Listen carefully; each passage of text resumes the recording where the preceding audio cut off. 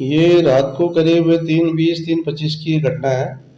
उसमें फ़ोन द्वारा सूचना मिली कि केसरगंज लालकोठी के पास में कई दुकानों में आग लगी है।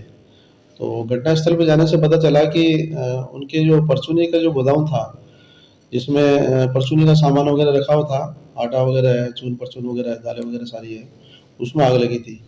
तो करीब 3-4 घंटे लग गए थे आग बुझाने में और सुबह हम 7 बजे फ्री हुए।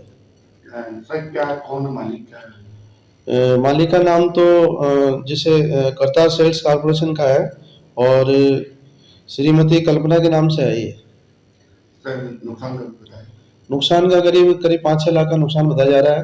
आग लगने के कारण शॉर्ट सर्किट बताया जा रहा कितनी है। गाड़ियाँ फिलहाल किसी तरह की कोई जनहानि नहीं हुई है और करीब हमने 5 फायर टेंडर काम में लिए।